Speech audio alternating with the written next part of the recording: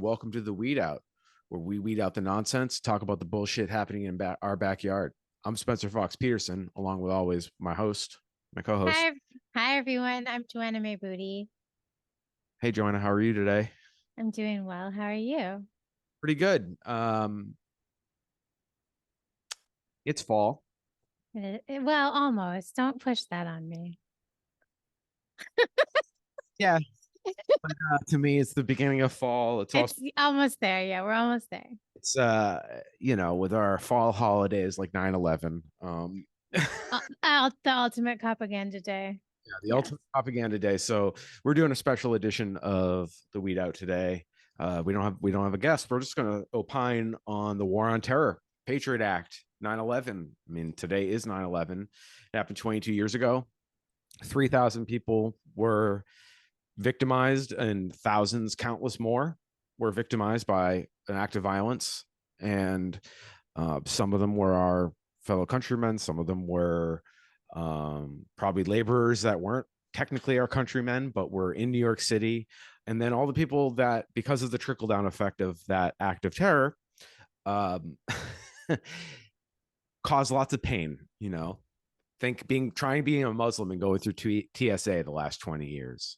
Try to even not look like a cis hetero white guy going through TSA.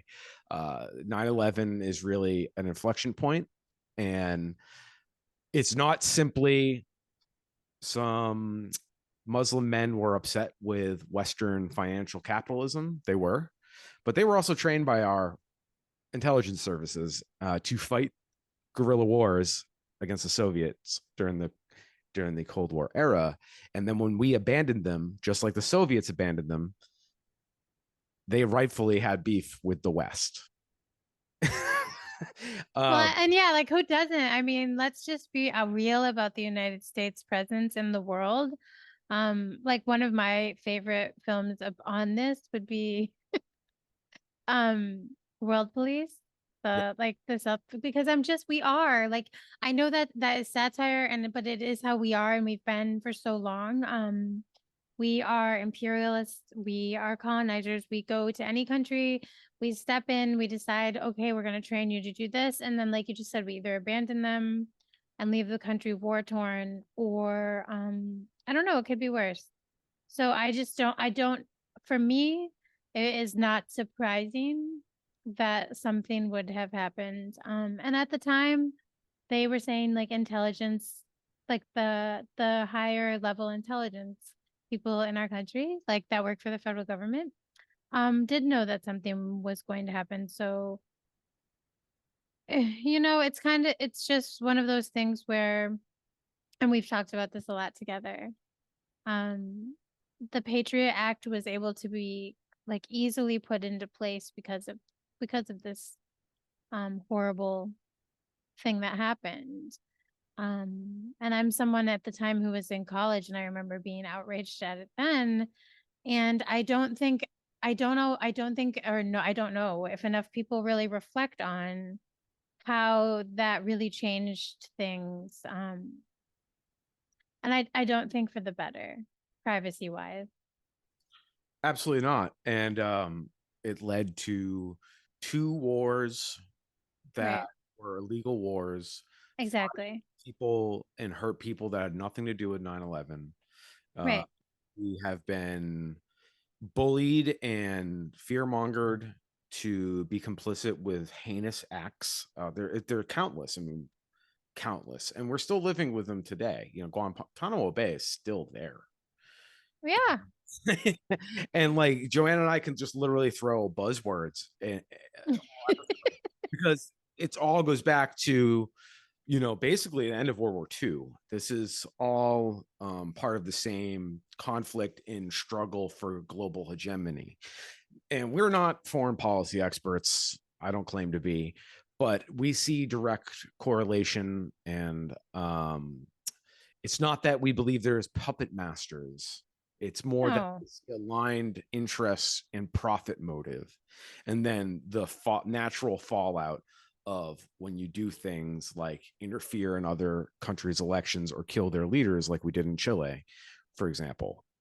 It seems unrelated, but that's the same kind of stuff we were doing in Afghanistan and we're doing in the Iraq and all. It's the same policy, and it's all to really, at the end of the day, it's really to benefit the business owner, the capitalists, the people that own the means of production. I mean, and that's that they all have vested interest in United States securing resources like rubber, Yes, exactly. Or oil.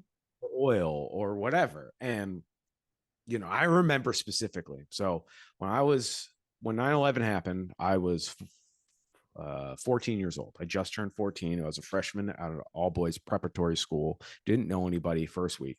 That first week, you have your orientation. You meet all the priests and all the people that you're supposed to, no matter what, fall in line. Like Catholic school is hierarchy. There is no challenging the people above you. It's like the military. So you're having these orientations where like these people are above reproach. Third, fourth day of school, 9/11 happens. You're being inundated with anti-Muslim rhetoric already. And then at that same time, the Boston Globe, directly across the street on Morrissey Boulevard in Dorchester, where I went to high school, released an expose about decades-long child pedophilia cover-ups, specifically at my high school and the churches and stuff I frequented as a child. So all at once, I'm seeing my worlds crumble. The United States is a bad actor in the world, and we're ripping repercussions, and real people are being hurt. And then people I know have been hurt by the church, and the church has been covering it up with the aid of police, DAs, powerful business people. It's a lot to take in at 14 years old. And I remember thinking 2-3 years into the world of war of Iraq, I know nothing about the world, right? But I do know, like, why are they lying to us? Like, just tell us you're going to steal oil. Like, that makes more sense to me. It doesn't make it okay, but I'd rather that than be lied to. Like, there's no correlation between 9/11 and Iraq. There just isn't. So why did we go there first? Um, we're still cozy with the Saudis. Like, Trump has a fucking golf thing with them. We buy oil from them. We bow down when they decide to fuck with oil prices before an election. Jared Kushner got 2 billion. Steve Mnuchin, the former Secretary of Treasury, got $1 billion. Kushner got 2 billion, not a million. So meanwhile, all these bad actors that funded 9/11 we're buddies with. It makes no sense. Well, and the only sense it makes is what you've already said. It's really based on profit and resources. And I think at the time when we were finally told, like literally, I can't remember, but I think it was potentially Colin Powell. They ended up having briefings after the Iraq War. So I was a freshman in college when 9/11 happened. So it definitely must have been much harder at 14. It was even hard, I would say, at 18 or 19. Because I just felt like it was hard to understand, like you said, like what is happening fully. And the government, like why is the government lying to us? And my friends and I formed like Students Against the War, and we were very much opposed to the Patriot Act and the fact that when you found out in the end that the Iraq War was basically, like Spencer said, like a fabricated thing where we just attacked a random country after 9/11 happened. Not to interrupt, but not even if you couldn't say there's resources in Iraq that we wanted, though we did loot and pillage all their like rich families, Right. and that's well documented that we stole from people there, just regular civilians.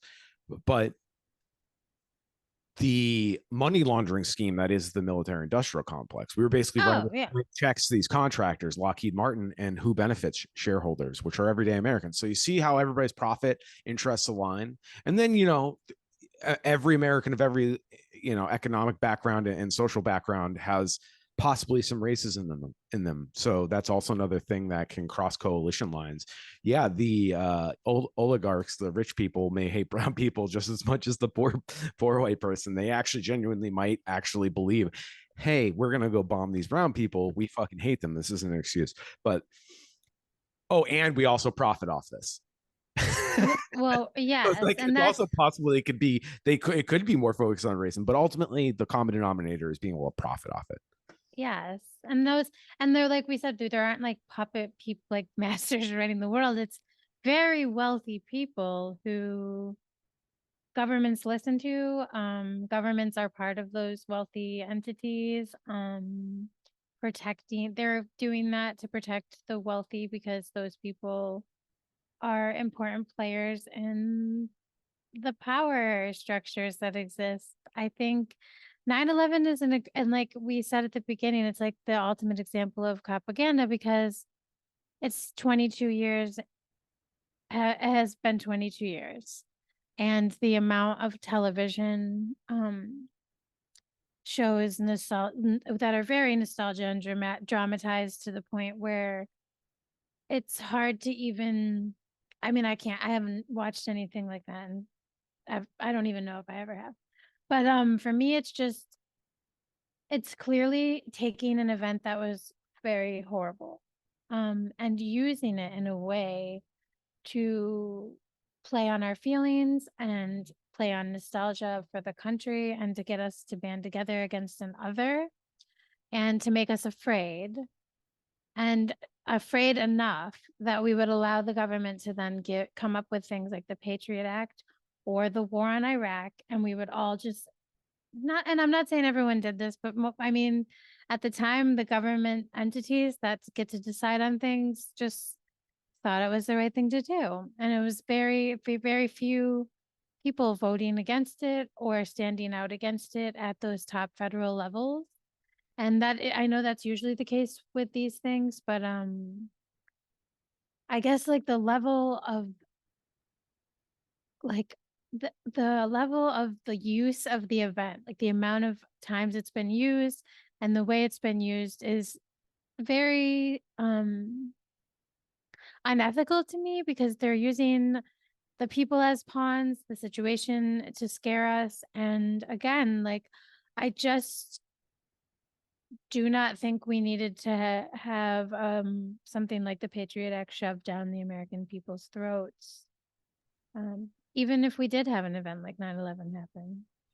Yeah, and this is gonna be the rare time where I feel bad for cops, but like this is why I say cops are class traders and they will let you die. Right. The powers that be do not care if you die, and they will use your death for 20 plus years to justify horrific, horrific war crimes. Never forget that these officers and firefighters died. Yeah, they died. They fucking died. And that fucking sucks. And they're going to have cancer and all this shit. But like they chose to take those jobs to work for a monster. And that is the monster is US foreign policy and domestic policy. And it's really sucks that people have to be died, but it had to die. And then even insult injury, they're still being used as a reason to do horrific things. So that to me is the outrage. And when people tell you, oh, today's a solemn day, don't make this political, well, they're making it political. They're politicizing the death of people to their ends, whether it's the police state saying like you can't question us, we're willing to die for you, to pull on our heartstrings. Like today, I've already gotten 2 I didn't tell you this, Joanna, but I've already gotten 2 robocalls from those police benevolent associations asking for. Wow. So And the more I see on those, I don't know if anyone listening has been watching. I don't think you have spent the docu-series on those and how corrupt they are and how it works. I will plug it in the show links because I can't remember the name, but it's like a 3-part docu-series and it really shows like how those calls are some scamming stuff too, and how the police allow that to happen. So it's just on all levels really shady. even and everybody at home, even if it is actually a police benevolent association of some kind, it's still a grift and a scam. So even Yes. ones like the actual, it's a scam. And I just ask them every time to get them to hang up. I pay attention to my line items on my local police budget. They're getting a lot of money. What's happening with that money? Why do you need more off the books, like not through the municipal budget? Like, what do you need more for? What's happening to, and they always hang up. Or their robocalls, their AI calls. They're Yeah. that now too. So regardless, it's one of those things. We need to push back on the narrative. We need to, and when somebody says it's just exactly, you said it's like propaganda, right? Oh, you can't do that. Super. Well, that's the whole point. That's literally the whole point. It's so we can never have a critical conversation because you Exactly. the humanity of victims, which is legitimate, but it's to derail the actual cause and root of why we're in this predicament, of why we're here. And it didn't just happen on 9/11. This is rooted in the policy in the 80s with Iran Contra. It's very well documented. Like Clinton, Reagan, Nixon, every administration that was involved in the Cold War is responsible for 9/11, like directly responsible. So, and we are too. And like, we've said to people in the past that we as white people, part of dismantling white supremacy and racial capitalism is we have to own the fact that these institutions that give us protection just because we have white skin, and protection is relative, right? Like our life is not harder because of our skin. Whereas if you're a black person, it's harder. And you can't change that. You can't fix that. Money, nothing can change that. You can make it slightly less, but it's really like winning the lottery. So it's not really an option. But we directly benefit from these policies because it maintains power. So 9/11, never forget that Boston police and FBI's in Boston let those terrorists get on those planes, and they know who these terrorists were. They did. Then Bush did it. I don't know about that, but like I my point know. is, I like, just when wanted people to are like, say oh, that. props to the heroes. Know what a hero would have done? They would have used those ridiculous budgets we've given them, and they probably could have maybe intervened they can't. You can't do it. Well, this is one of those situations though where they're using this example of propaganda and like they're saying, oh, the police are doing like such a good job or need more money. Well, we've given them so much more money at this point that it's absurd. But like at that time, they did have intel, and like, why didn't they prevent this from happening? Well, and the reality is It's they can't, like, or else you have the Minority Report. Like, you do have to wait till people commit crimes. Like, you can't preempt them. It's a false narrative. That's why cops preventing crimes is laughable. It's like, no, they can't. well, but like taking weapons onto planes and things like that. Like I do think I don't think they I do brought any guns on those planes, though. I think that was no, all. I think it was box cutters. Yeah, they just held people. But that's why like we can only take we can't even take like nail clippers on planes now. Yeah, we're the only ones that pay. We have to create more time for travel. Travel costs went up because of all the infrastructure and the security systems. We're the ones who ultimately pay for it. The working class people. And And I do want them to make sure we're safe when we're getting onto a plane, but we have to allow more time than we used to have to. Oh, absolutely. And a lot of people are traveling for fucking work, so it affects the quote unquote precious economy. Like, like not everybody's traveling for pleasure. So no, I agree. then, like, you should be able to have an efficient experience, and you shouldn't, because of our policies that people are mad at us, like that. I don't even benefit from these policies. Like I don't benefit from the U.S. war machine. I mean, I do having white skin, but like I'm not a shareholder in Lockheed Martin. Right. But I think too, like the Patriot Act stuff that made it so that like we're being quote unquote so protected on getting onto planes and stuff. It really ended up being, and I think I'm not sure, but I will look after I say these statements out loud. I think there are probably data to show that racial profiling became a huge issue and that people were just targeted. Like if I could have probably walked through with a gun, but like if you had dark skin, they would be targeting you. They'd be going after your bottle of shampoo. Yeah, Yeah, so I just think like that just it didn't necessarily like all these privacy acts that took away more and more of our freedoms and allowed for what we're facing today, which is like, I mean, you can't really do anything about it now. Um, it led the way. It wasn't like it really made things better because like how do you train people to not be unethical racists when they're in the position of like air cop? I don't know. in a culture that is inherently a white supremacy culture, and the people that have the connections to get those jobs to you're already an established person in this society. Like that's not something we give to the outsiders. So that's why these biases perpetuate and stay in these institutions. That's why Joanne and I are abolitionists. We just recognize that some of the stuff can't be reformed and it's rotted from the inside out because of the people that have first in line to get these jobs.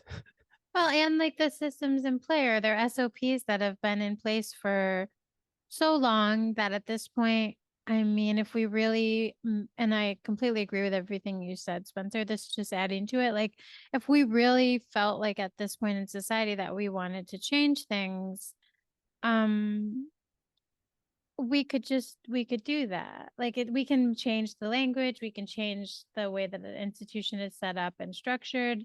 And people who freak out and act like that's super extreme, I just wonder, like, have you never had a job? Like, have you not worked in like an office? Like, have you not edited in a paper in college where you just threw the whole thing out and redid it? So I just, to me, I don't understand how it's so radical and extreme to think that way because I always want to make things more efficient, safer, and more helpful for all of us. And truly, I believe that we should all want that. It's not a radical thing to want that for all of us. No, it's not. And I guess my head is like,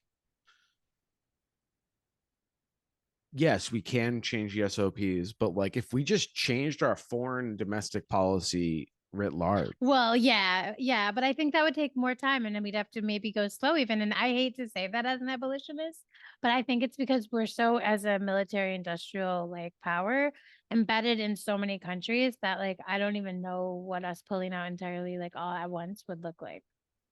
Yeah.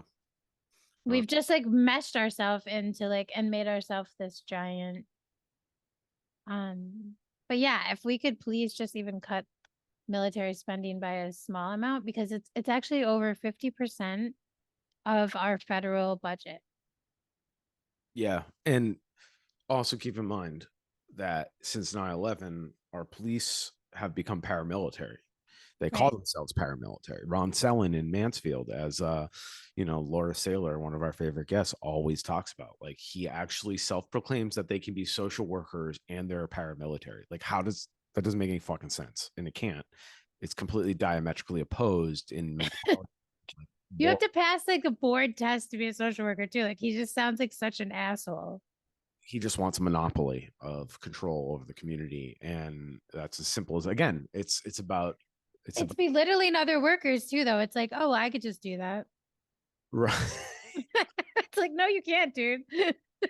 But since 9/11, police budgets have skyrocketed. Oh, skyrocketed. That's the problem too. Our military budget has ballooned too. So Oh, we have the absolutely. number one most expensive military and military budget in the world. We also have the number three in our policing. So our domestic policing, not including like CIA or any of that stuff, just our domestic policing is the third most expensive military budget in the world. The only one that's even close is China. That's it. Which makes they're huge. It makes sense, kind of, if there's another police state, but They're a big economy. So like, but we still but you add up our police budget and our military budget, and it's like 3 or 4 of the Chinese military budget. yeah, which makes sense. That's what I mean about our military. We are just out of control. And crime persists, people. So Yeah, they're not doing spending all this anything. money, and it doesn't seem that the solutions we've been invested in work. Right. That's like the long term. Like we've tried this for so long. We've been investing this much money for like now 20, maybe 20 years. Maybe it's only been 15 because it took this long to get the Chattel Patriot Act slavery. really revved in, really revved up. It's But in now chattel slavery. but I'm just saying exactly. But we're seeing this now and it's like we've had time to see like what they've done after 9/11. We've had time to see what more money does. We've had time to see what police reform does or what certain things do in different cities, and it doesn't work.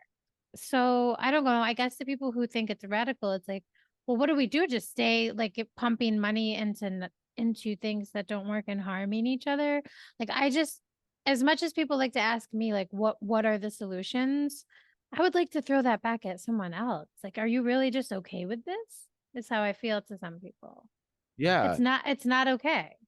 Yeah. And like the amount of money we spend on imprisoning people when you could house people. Wrong. Yeah, exactly. Save money. It's actually a money saver. And if they have food and they, have access to all the things they need, and we do that for multiple generations, we'll heal some wounds that our society has. And like, that's the issue. It's like, it's not just about suturing up the wound. We need to like do surgery, go in, clean out the infection. And I hate to use that terminology because it sounds kind of eugenicist, but like the culture of white supremacy and racial capitalism, always needing somebody to other, always needing somebody to blame. The fact that you could turn prisoners into a profit somehow, like, that's dark shit. It's dark, and we need to root that out. And we need to frame this differently. And these policies are what leads to 9/11. I know it sounds roundabout, but 9/11 also was used to massively inflate the police state, which we have states outlawing abortion, healthcare, control over one's own body. And the fall of Roe is not simply the fall of women's healthcare; it's the fall of the right to privacy for all. And it's really bad. And it's really bad in the sense of, if you keep investing in more police and you're putting license plate readers on interstates in blue states that can be subpoenaed by other law enforcement agencies, because you're using a third party apparatus like a private company to collect that data, that could be used against people trying to get health care. I know, it's fucked. So It's liberal, fucked. stop giving police money. They spend it on shit that gets us hurt. Well, and like losing body autonomy goes beyond privacy. So like that's another one where I really just it's a big like, I don't know, fuck off to anyone who thinks that it's okay that this was overturned. Or thinks like women or people who are just upset about other people's body autonomy. Like, I understand how people were outraged at this. I'm still outraged at this. It's it's almost like embarrassing for our country, in my opinion, too, because we're supposed to care so much about like human rights and ethics and be like the best country on earth. And it's so fucked up that we would just like overturn something from the 70s and be like, women can't decide on their own health care. Because it's true, like you said, Spencer, like they'll eventually come for men. So I just feel like anyone who thinks this is okay, Trans people are next. you're fucked. And any group of people who could be othered is next. Exactly. Police will still pick and choose. The prosecutors will still pick and choose who they enforce on. And now Well, we've taken away these privacy protections because HIPAA, our healthcare privacy is tied to Roe. That the reason that law could exist was because Roe was standing precedent. We're not lawyers here. This is day one shit. Like, you don't have to be a fucking constitutional law expert to understand what's happening. well, no, and the people who are out there who think like, oh, well, you and Spencer are maybe overreacting about Roe because I don't know, the cops keep us safe and like, but who the hell is going to enforce these laws where in the states where it is made illegal, who's going to be the ones arresting a 15-year-old teenager for trying to get an abortion because she needs one, or even someone my age who just might die, or anyone? And we don't need to fucking explain why we need to do what we need to do with our bodies. First of all, that's the sick fucking part of all of this. Like, no one owes anyone an explanation over their health care. And it's between you and your doctor and your family. And honestly, I believe you and your doctor. So I just think if you're someone who thinks like we need police, like you're basically, I don't know, it's sick. You believe that they're going to be the ones enforcing these laws. Like children will end up being arrested for making decisions, or women or people who just can give birth for making decisions about their health care. If that doesn't scare someone, I don't know what to say to you. And if you live in a progressive blue left, whatever the fuck you want to call it, place like we do in Massachusetts, we're Here. giving them all the tools to use. So, like Mhm. Northampton, for example, puts these dash cameras on a cloud service managed by a third party, and they claim themselves as a sanctuary city. Meanwhile, this information of all this dragnet of cameras can be accessed by ICE. Right. because That's like all they have to do is subpoena a third party, and the third party exactly. company is just going to be like, no sweat off our back. Here you go. They have no. And this goes back to the Patriot Act to bring it full Yes. circle. Like this is like these things were not wouldn't have been legal necessarily and would have been much more like more scrutiny would have been put on things like this before the Patriot Act went into effect. Once that went into effect, there were a lot of things, and honestly, it was a lot of things. The That argument, the the argument for the license plate readers is primarily to get human traffickers and drug traffickers. Everybody knows our stance on the drug war, right? Bullshit. Human trafficking yeah, is a real fucking problem. And you know what? If we're having such a problem, let's look at the one institution we have total control over as civilians, as voters, as people that pay taxes. Let's look at CPS. Let's look at DCF. right. Even Those elder systems services, all of them are abusive, I feel. lead to people falling through the cracks, which they become the traffickers. Those systems are what are this deep state cabal is real in a way. Like, ask anybody who's been in the foster care system. They'll tell you, man, like kids fall through the cracks. That's where Absolutely. that's where the leak is. So like you know, you're getting all mad at school librarians for being groomers and saying they're the one. No, it's the DCF being a fucking shithole white supremacist institution that doesn't give a fuck about brown people, white people. It doesn't give a fuck about anybody because you're poor and disposable. And we as Yeah. voters focus on shit like that as a culture. Like it's not as simple as being like we get to blame institutions. Like the way we talk about each other, the way we think about our neighbors, that they're somehow taking away from us by merely existing. They didn't ask to fucking be here. I didn't ask to be here, but we're here now. So yeah, Oh, you're so right. I'm only laughing because you're so right. I love it, man. Copaganda, and it's like my least favorite day because all it is all day is never forget what that the police are fucking incompetent. And Yeah, I'll never forget that the government lied to us about a war and dragged us into a never-ending shit show in the Middle East over oil. And I will never forget that I was basically shown images of my fellow Americans dying and New York City being attacked so that I would be scared into thinking certain things would be okay, which I personally never did think they were okay. And I will say there were a lot of activists standing up against this. The people in charge just decided at that time. never forget when our government declared war on terror, that meant they could had cover to go after people that are doing climate action, indigenous people that are stopping poisonous, destructive things happening on their land that they legally have rights to. And the United States government's ignoring those trees. Never forget, the United States used these 9/11 to whitewash their police so you can never criticize them. Mm-hmm. Never forget, like it's the same. They took away our privacy. Yeah. And I, and they don't even catch the child traffickers. They just well, that's the thing. And like, I don't know, everyone, like I've said this before, I'll always say it again on when we talk about like sentencing. First of all, sentencing is so random. And also, most of the time, if you really looked at like what people consider to be a violent crime, I would consider rape to be an extremely violent crime. And often rapists do not, even like child predator rapists, do not get like very high sentences.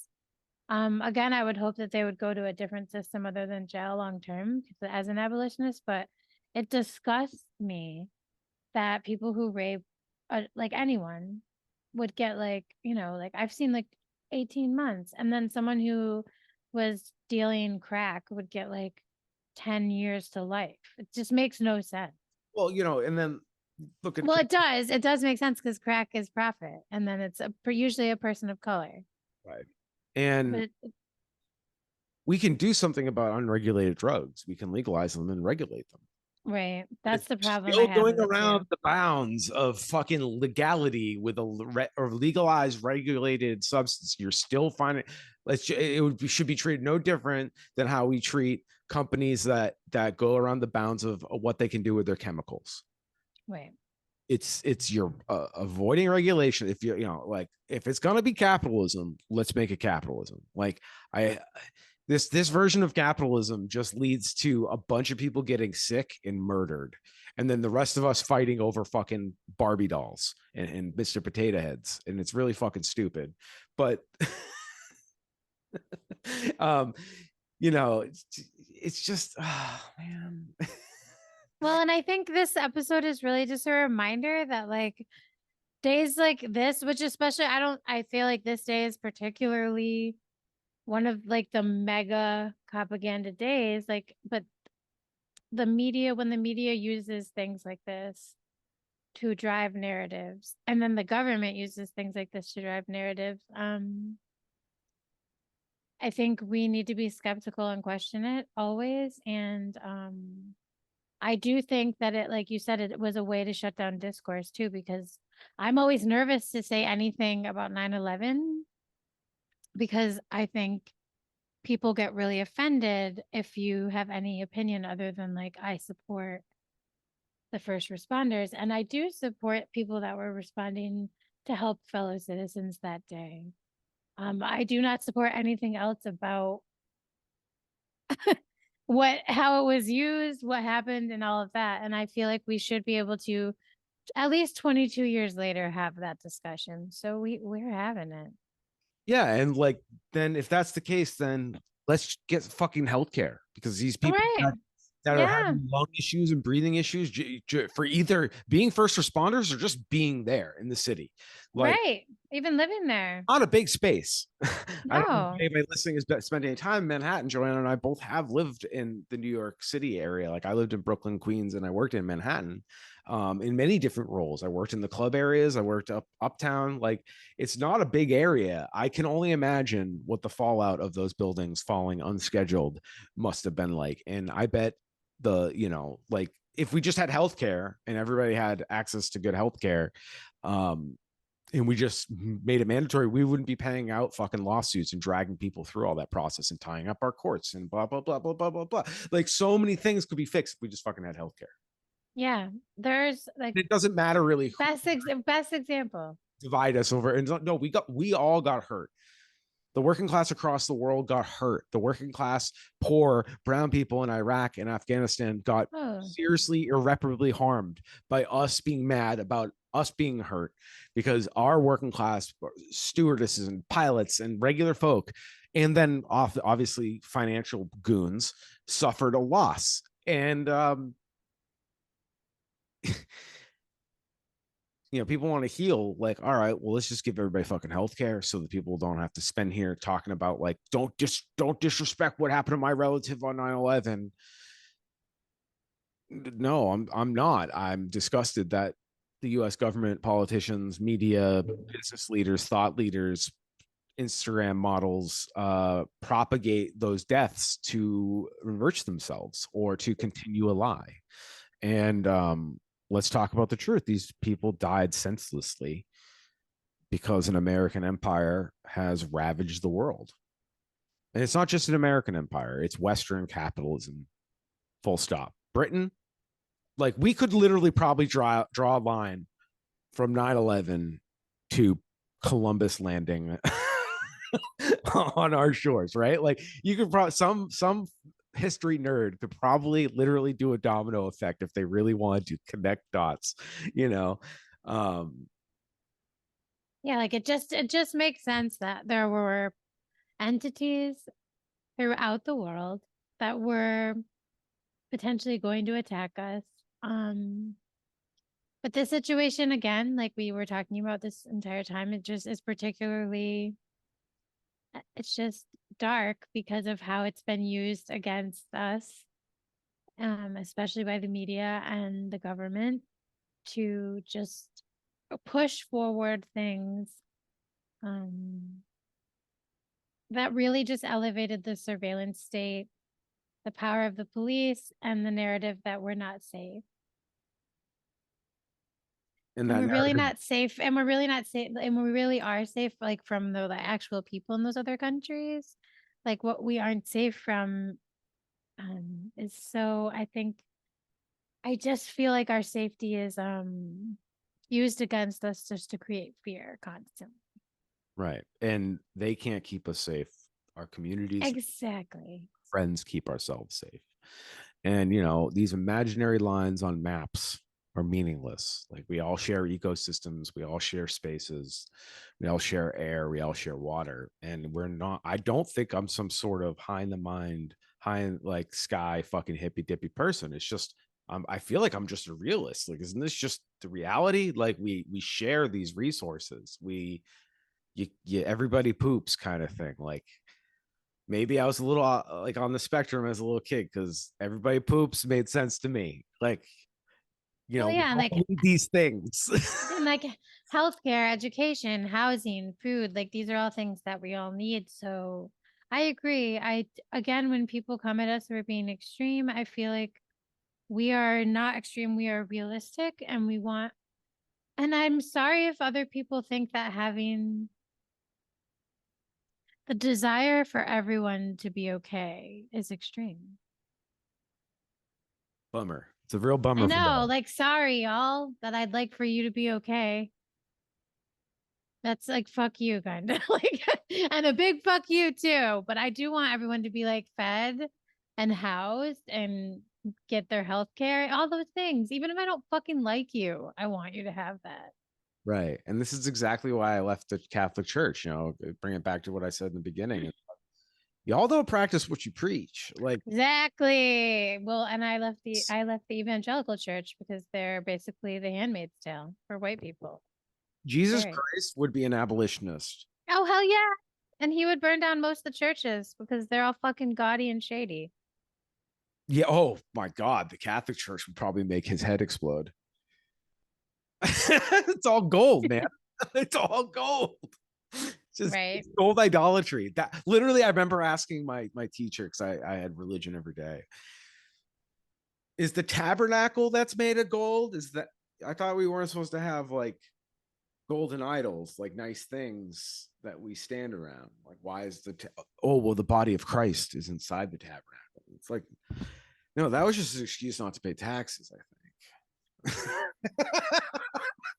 And I don't know, it's like there's parables because of my Bible quiz days where people try to like say like Jesus would be okay with this. It's just like no. Like he hung out and thought he should hang out with like the least among us, which were usually like addicts, lepers, and at like sex workers. So I just feel like that all of the churches, I mean, there's some out there that don't have it backwards. Maybe there are some Christians that could prove me wrong. But the churches are often really reliant on fear and their own kind of propaganda for control too. And I'll be clear, I always took it this way. This is how I interpreted it. It's not that I like the sick and the uncouth, whether they're sex workers or whatever the society deems uncouth. It's that I really can't be around the oppressor. Like the oppressor makes me really mad. So cops, Right. Authoritarian figures. Right. authoritarian, anybody that subscribes to those hierarchies, I feel like that's what Jesus was saying. It's like everybody's cool except for those motherfuckers. Like Totally. they're not cool, man. They really they harsh the vibe. We could be doing this all together, and these guys make us work against each other. So I guess the people that do the divide and conquer are like it's a class war, right? It's Yeah, and that's why they use things like 9/11 or any of these, like we've said, never like what is any opportunity to use like an event is taken. Like 9/11 is like the ultimate example of that too. right. It's like, oh well, here we go. We have something good. Let's shove some shit forward because of it. It's a Um good they opportunity or and thank yes, a good opportunity for sure. Yeah. tragedy. Never Yeah. a tragedy. It's always an opportunity. And I mean, fucking And local police chiefs agree.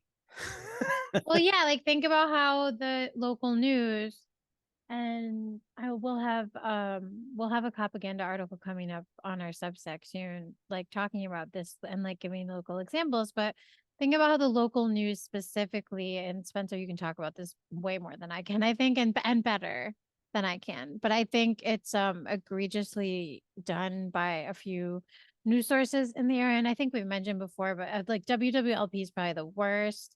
But Mass Live definitely does it too. And they did it most recently with the incident in Northampton where that older driver was arrested and harmed by the police. Marisol out of Holyoke.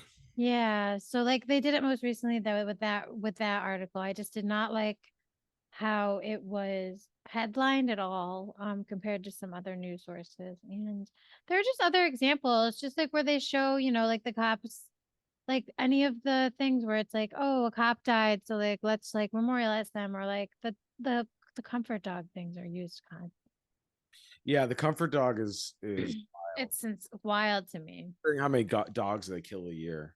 Well, and because they use the dogs also to like entrap you with the drug stuff, and they're like 80% of the time wrong, which is nuts.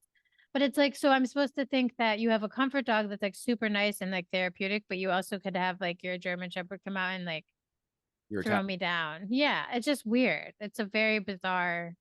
They don't see dogs as partners. So, as somebody that owns animals, and I'm not an expert by any means, but the best advice and help I've been given by other people who are really good at working with animals, that's exactly the frame of mind you have to be in. You work with them. You do not dominate, you do not lead, you work with them and they work with you. And that's how you have a really healthy animal relationship. It starts with you. You can only control your thoughts. You can't control the fucking animal, the dog. So like Yeah, good luck. Good how they luck with that. interact with other human beings. And so I can only imagine how they interact with these dogs. And Right? It scares me kind of. I don't even want to be around the comfort dog. I'm like, having experience been around dogs, a lot of rescue dogs in my life, and owning one, um, that PTSD can be really dangerous, and totally. not only for the public, but it can be really dangerous for the handler. Not that I give a fuck if the dog attacks the handler personally, but like that dog will end up dead. So Right. Well, that's true too. like if the But dog don't they attacks, have those shady like costumes they wear where like the dogs can't attack them and they do like drills? I've seen those on like training videos. And I'm just like, what is the point of this? I'm not saying there isn't a world where you can train a dog to defend and fight. No, no, I agree, but that's I also think like the best health weird. It's dog. weird. It's weird. No, no, I don't. I'm anti. Like, stop using Encouraging. dogs as like a defense force. No way. I'm definitively anti teaching a dog to be violent. Like I'm. Yeah, like making it attack and That's stuff. It's so abusive to because me. it's still a sentient being, and you're giving it limited times where it's allowed to be very violent. So It could snap like randomly. that's the whole point of like you have to respect who you're working with, and you don't own it, you're not leading it, like it has its own thoughts and its own. Yeah, like animals can snap like even if they're the most well-trained animal. I mean, growing up with animals, same like my dad always taught me that. Like even if it's the sweetest dog, it could fucking bite your hand off. Abolish canine units, and canine units are actually coming under scrutiny, and I think coming up to the Supreme Court in the next couple of years. So And no more horses too. Like leave the animals the fuck out of it. It's weird. yeah, Like it's not the like 1900s. You have fucking motorcycles. Get the fuck off then a they horse. can blame the animal. Yeah, but just stop. Like the fucking horse wants you to ride it around and shoot people. It's so fucking weird. So as we said, Copaganda, this is all the stuff with 9/11 led to us spending even more money on this, and it's all inherently bad. Like even a comfort dog is likely getting abused, and even if they're not, like just Google the DOJ report from 2018 about the epidemic of dog killings. There's two cops in Detroit that have killed 100 dogs each, and they're That's so messed up. like, that's a deranged person that still wants to That's stay on the sociopath. job. If I was on the job and I was forced to kill, even if I really did fear for my life, like Well, yeah, like if after it's the coming at second you or something, maybe, but like my God. the second dog, I'm like, this job ain't for me. Me same, same. Because it's scary to have a dog run at you and attack you. Like and then have to shoot it. Like that's crazy. That's It absolutely is crazy. that, to me that's a red flag. Like that person should not be have jurisdiction to fire a weapon. Yeah, it seems like they're hunting dogs and potentially like it. So they kill a lot of dogs per year, a lot. And we don't actually know because dogs aren't Yeah. people. So you're less likely to report it or it be found out it was actually a cop. Because people report their dogs just disappeared or ended up dead or found them with a bullet in it, like limping home. Like who knows? It happens. Like, and that could have been anybody. There's a lot of fucking guns in this country. That's true too, sadly. you know, And there's a lot of stray dogs that I'm sure they just especially kill. the South. The South. Oh my God. I Yeah. was in Virginia and it's wild feral dogs everywhere. Um, it's a real problem. But anyway, it's irrelevant. And we see how they value life. They kill a lot of fucking dogs. And maybe you neoliberals that stomach listening to us, maybe the dogs will push you over the edge. To me, it's more like, oh, of course they kill a lot of dogs. That actually is, I'm shocked that I was shocked by the number. Yeah. I wasn't surprised they killed them either, but I also was shocked by Yeah, the number. 25 to 50 a day. Yeah, it was too many a day. I was just like, really? Wow. Like, I'm not surprised that it happens because they're cops and they shoot randomly people, but the amount is just really telling to me. That's specifically dogs. That probably doesn't even count in all the other obscure animals they Yeah, random animals or just things that happen. Yeah. pirates in people's homes. Like, yeah. And uh, the damage they do even when they just flip your house. It's all fucked up. oh yeah, like when they flashbang your house and your cat dies. Um. Anyway, sorry, people. So this is what 9/11 has wrought us: paramilitary police and propaganda matters because it desensitizes us. It quickly can turn a narrative just like 9/11 was turned to enhance the control in the police state, which helps the rich people. Gives control their monopolies and they don't actually have to do it. We get to pay for the pleasure. So thank you for coming along on the journey on us on our 9/11 memorial. I would like to segue into Ghoulery and TomFoolery, and it involves the police and it involves police narratives and how things are reported. So this weekend, I believe Saturday, September 10th or 9th, Josh Landis of Pittsfield was at WAMC, Joanna. Yeah, he is. Yep. The Berkshire Bureau. So he via Twitter reported that the Mass State Police had exchanged fire, and well, that's what they're saying. But basically, Mass State Police murdered somebody, and the gist of the story was the Mass State Police are handing over all inquiry to the Northwestern DA Sullivan, and that's the same DA that Andrew Quamir is currently embroiled in a lawsuit over police records. We're just telling you the facts of the case. I I don't want to infer, but usually when police say that when they were at the scene, the person looked like they weren't going to back down, and the person ends up dead, and it says officer involved shooting. It usually means they're trying to do damage control and sort it out, and before they make any real statement, they talk in vagaries. And it happened in Hancock, Massachusetts, which is way out there. That's why the Mass State Police respond, because they don't have a local police force.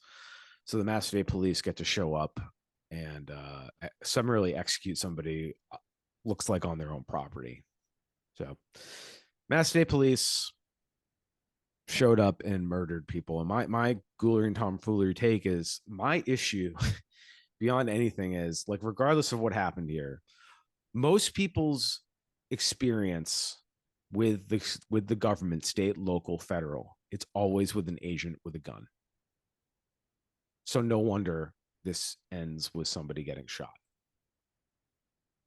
Like, I don't understand why ever, like, this to me is like the reason we see so many agents of the state getting in murderous altercations with people is because they're going on their property with weapons. If you just want to talk to somebody, you shouldn't roll up, loaded up. I don't know. That's just my opinion. Joanna, thoughts? Well, I think it's interesting that they say their exchange of fire because that's when I don't know people if they are. said exchange of fire, but I'm sorry. I gotta, You're fine. So like that's just one of those times when people are like, "Oh my goodness!" Like, well, of course you'd shoot back. And to that, I'm just like, well, if you're trained at shooting and not ridiculous, you probably should be able to shoot someone in the leg too over killing them. But I don't think we should send armed people. So I don't remember if it was like an exchange or not. Do you have that? I'm gonna look it up right now. But to clarify on the whole why they shoot center mass.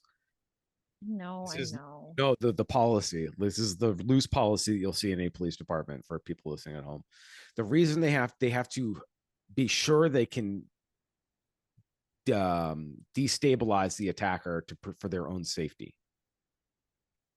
So Okay. shooting the leg isn't going to stop them from shooting you back. Okay. So if you're going to shoot to kill. Shoot center mass. No shooting then in my book because that's my issue with this. That's my take. I just feel like I grew up actually on the border of Pittsfield and Hancock near Hancock Shaker Village. So I'm not sure. Hancock's like a really long, tiny town and it I drive. borders yeah, it borders like Pittsfield, Lanesboro, and a couple other towns even. So I'm not sure where in Hancock this occurred, but it's a really sleepy little town.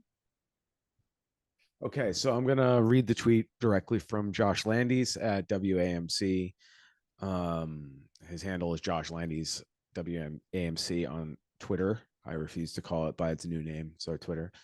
He wrote, from the Berkshire DA's office, Mass State Police shot and killed somebody in Hancock this morning. On Saturday, September 9th, at approximately 7 a.m., an individual was killed in a confrontation with a Massachusetts State Police officer. State police were called to a residence in Richmond Road, Hancock, Massachusetts, for a report of a domestic incident.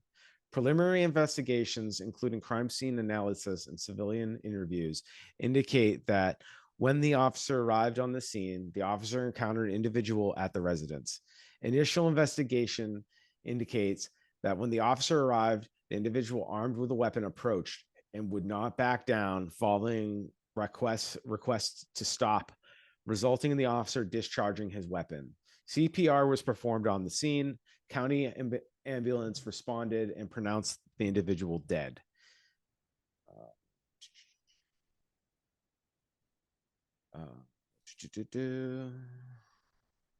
I'm just blowing this up here. District Attorney Shogru, in conjunction with the State Police Detective Unit, is coordinated in the investigation. District Attorney dispatched First Assistant District Attorney Marianne Shelby to the scene to assist in the investigation. As part of this investigation, law enforcement will be reviewing body and cruiser cameras. The Pittsfield Police Department responded to the scene shortly after the incident and assisted in resuscitation efforts. The district attorney's office and the state police detective unit assigned to the office are investigating along with other specialized units of the state police.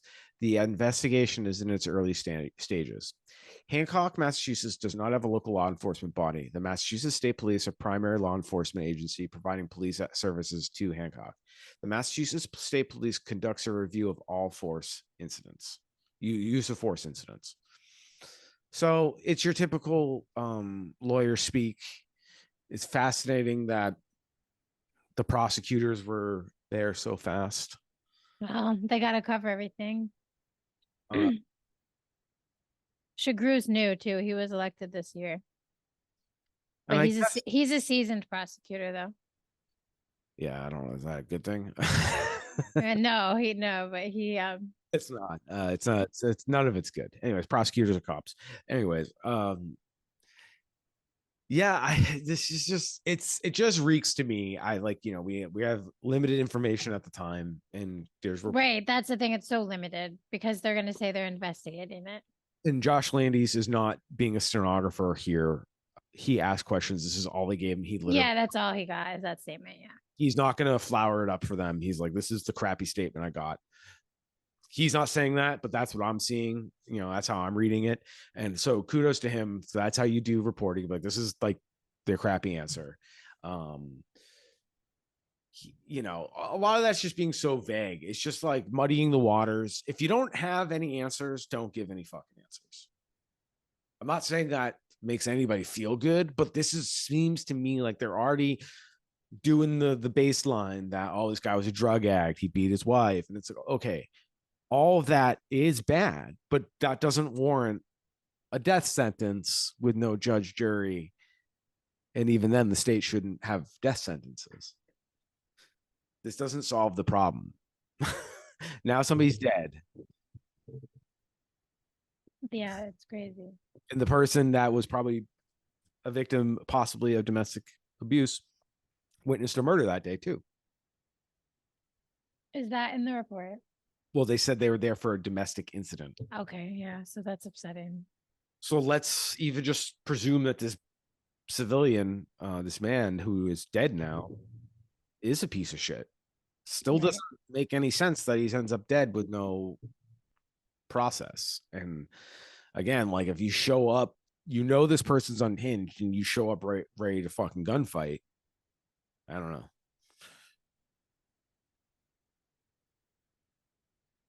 Yeah, it's sad. It's really sad. And you know, this will, you know, now maybe Hancock will get a fucking police department out of the deal or some bullshit. Like, you know, it's like Yeah, we'll see though. We'll see. I don't know if they will just because of population and funding. I know, but Plus, like, I mean, yeah, I know what you're saying though. I do think it will probably be.